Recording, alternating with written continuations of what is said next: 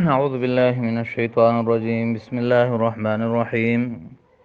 يا أيها الذين آمنوا إذا تداينتم بدين إلى أجل مسمى فاكتبوه وليكتب بينكم كاتب بالعدل ولا يأب كاتب أن يكتب كما علمه الله فليكتب وليملل الذي عليه الحق وليتق الله ربه ولا يبخس منه شيئا فإن كان الذي عليه الحق سفيها أو ضعيفا أو لا يستطيع أن يمل هو فليملل وليه بالعدل واستشهدوا شهيدين من رجالكم فإن لم يكونا رجلين فرجل وامرأتان ممن ترضون من الشهداء أن تضل إحداهما فتذكر إحداهما الأخرى ولا يأبى الشهداء إذا ما دعوا ولا تسأموا أن تكتبوه صغيرا أو كبيرا إلى أجله ذلكم مقسط عند الله وأقوم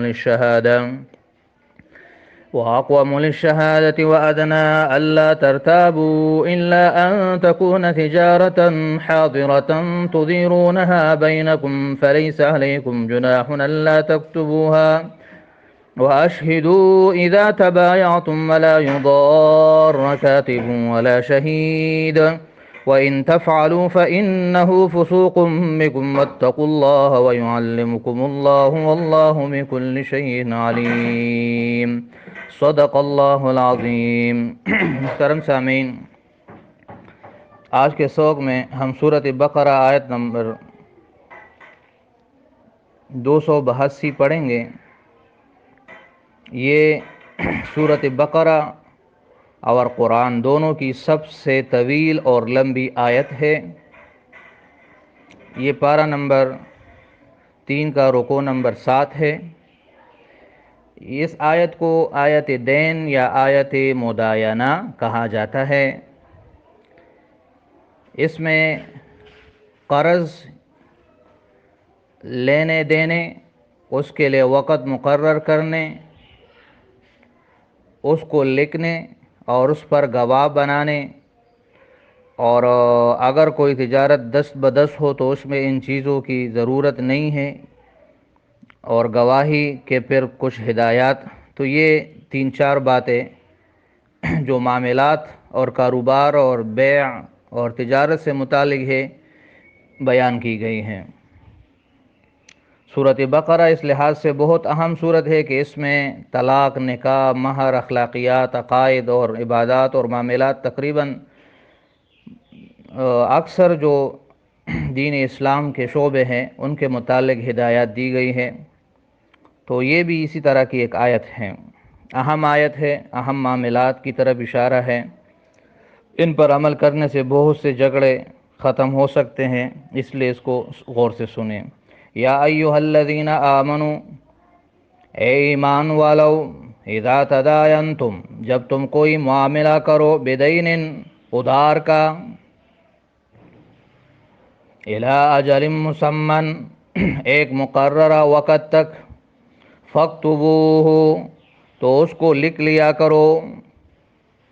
اجل وقت، مسمى مقرر، یعنی ادھار کا معاملہ ہو، وقت مقرر کرو، فاکتبوہ، اور اس کو لکھا کرو، وثیقہ لکھو، رسید لکھو. وَلْيَكْتُبْ بَيْنَكُمْ، اور چاہیے کہ لکھے تمہارے درمیان، کاتب، ایک لکھنے والا، بالعدل، انصاف کے ساتھ. یعنی خود نہیں لکھ سکتے تو کسی لکھنے والے سے لکھا دے، یا اسٹامپ پیپر پر لکھوانا ہے تو پھر اس کے اپنے لوگ ہوتے ہیں عدالت میں، ان سے لکھوا لے انصاف کے ساتھ. وَلَا يَأْبَ كَاتِبٌ، اور انکار نہ کرے کاتب، لکھنے والا، ان یکتب، لکھنے سے، کما علمہ اللہ، جیسے کہ اللہ نے اس کو لکھنا سکھایا ہے. فلیکتب، تو چاہیے کہ وہ لکھے. یعنی جب اللہ نے اس کو یہ نعمت دی ہے کہ وہ لکھ سکتا ہے، وہ پڑھا لکھا ہے، تو اللہ کے اس نعمت کو استعمال کرنا چاہیے لوگوں کے فائدے کے لیے. اب لکھوائے گا کون؟ ادھار دینے والا یا ادھار لینے والا؟ تو اللہ فرماتے لینے والا. وَلْيُمْلِلِ الَّذِي، اور چاہیے کہ لکھوا دے. املل، یملل کے معنی املا کرنا، لکھوانا. وَلْيُمْلِلِ الَّذِي، اور چاہیے کہ لکھوا دے، الَّذِي، وہ شخص، علیہ الحق کو جس کے ذمے ہے کسی کا حق دینا، یعنی جو ادار لینے والا ہے، جو قرض لینے والا ہے یہ لکھوائے گا، کیونکہ یہ اقراری ہے اور اقرار کرے گا۔ وَلْيَتَّقِ اللَّهَ اور چاہیے کہ ڈرے اللہ سے، ربہ جو اس کا رب ہے، وَلَا يَبْخَسْ مِنْهُ شَيْئًا اور کمی نہ کرے اس سے کسی چیز کی۔ یہ نہیں کہ ادار کا معاملہ 5,000 کا ہو اور یہ لکھ کے 4,500، تو کمی نہ کرے۔ فَإِنْ كَانَ الَّذِي پس ہو اگر الَّذِي وہ شخص علیہ الحق جس کے ذمے ہے حق، یعنی قرض دینا، ادار دینا، سفیہن اگر وہ کم عقل ہے، بے وقوف ہے، ناسمجھ ہے، او ضعیفن یا کمزور ہے، بوڑھا ہے یا بچہ ہے، او لا یستطیع یا وہ طاقت نہیں رکھتا، ان یمل ہوا کہ خود لکھوائے، گونگا ہے مثلا، فَلْيُمْلِلْ تو چاہیے کہ لکھوا دے ولیہ اس کا ولی، اس کا سرپرست، اس کا وکیل یا اس کا مختار، بالعدل انصاف کے ساتھ۔ اگر قرض یا ادار کرنے والا بچہ ہے، بوڑھا ہے، بے وقوف ہے یا گونگا ہے، تو پھر اس کا ولی، اس کا باپ، اس کا بھائی یا وکیل جو بھی ہو وہ لکھوا دے انصاف کے ساتھ۔ دونوں صورتوں میں انصاف کا حکم ہے۔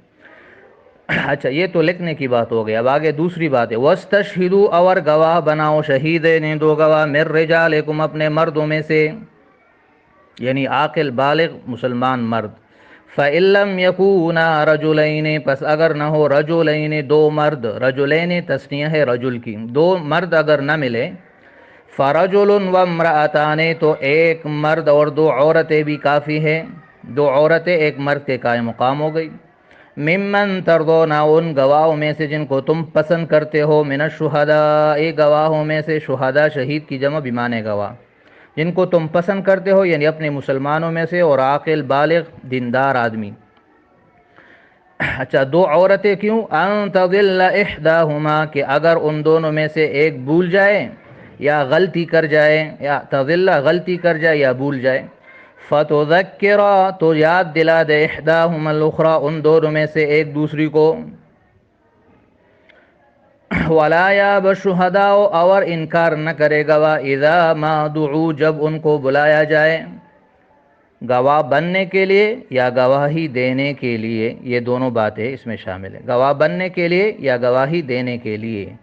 ولا تسأموا اور تم اکتاؤ نہیں، تم اکتاہٹ محسوس نہ کرو، ان تکتبوہ اس قرض اور ادار کے لکھنے میں، صغیرا او کبیرا چاہے معاملہ چھوٹا ہو یا بڑا، الی اجلہ اس کی مدت تک، یعنی ہر حال میں لکھو، چھوٹے پیسوں کا معاملہ ہو یا زیادہ کا ہو، اور ساتھ میں مدت بھی لکھا کرو کہ یہ کب تک ادار لینا ہے۔ ذالکم یہ لکھنا اور گواہی کا یہ طریقہ، اقسط عند اللہ یہ زیادہ انصاف والا ہے اللہ کے ہاں۔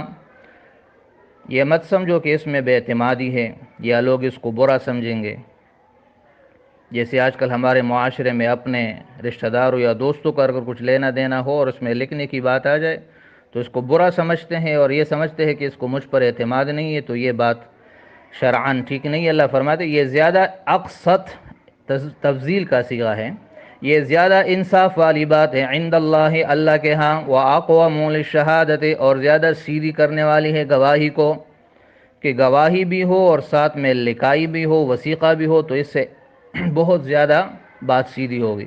وَأَدْنَا اور زیادہ قریب ہے، اللہ ترتابو کہ تم شک و شبہ میں نہ پڑو، کیونکہ دماغ سے بہت ساری باتیں نکل جاتی ہے اور کچھ بہت ساری میں شک پڑ جاتا ہے۔ الا ان تکون ہاں ایک صورت مستثنا ہے، ان تکون تجارتا حاضرتا کہ یہ معاملہ ہو ایسی تجارت کا، حاضرتا جو دست بدست ہو یعنی نقد ہو، تدیرونہا بینکم جس کا تم آپس میں لین دین کرتے ہو، تو ایسی صورت میں فلیس علیکم جناح تو نہیں ہے تم پر کوئی گناہ، اللہ تکتبوہا کہ تم اس کو نہ لکھو، دست بدست اور نقد معاملہ ہو تو پھر لکھنا اس کی حاجت نہیں ہے۔ وَأَشْهِدُوا اور گواہ بناؤ، اس صورت میں بھی گواہ بناؤ، اذا تبایعتم جب تم معاملہ کرو، ولا یضار اور تکلیف نہ دی جائے، کاتب نہ لکھنے والے کو، ولا شہید اور نہ گواہ کو، کسی طرح کی بھی تکلیف نہیں دینی چاہیے، نہ لکھنے والے کو یعنی اس کو تنگ نہیں کرنا چاہیے اور نہ گواہ کو۔ وَإِن تَفْعَلُوا، اور اگر تم ایسا کرو گے یعنی ان کو تکلیف دو گے، فَإِنَّهُ فُسُوقٌ بِكُمْ، تو یہ تمہارے اندر کی نافرمانی ہے اور گناہ ہے۔ وَاتَّقُوا اللَّهَ، اور اللہ سے ڈرتے رہو، يُعَلِّمُكُمُ اللَّهُ، اور اللہ تمہیں سکھاتا ہے اپنی باتیں، وَاللَّهُ بِكُلِّ شَيْءٍ عَلِيمٌ، اور اللہ ہر چیز کو جاننے والا ہے۔ یہ آیت دین یا آیت مدائنہ ہے، جیسے میں نے پہلے بتا دیا، اور یہ قرآن کی سب سے لمبی آیت ہے۔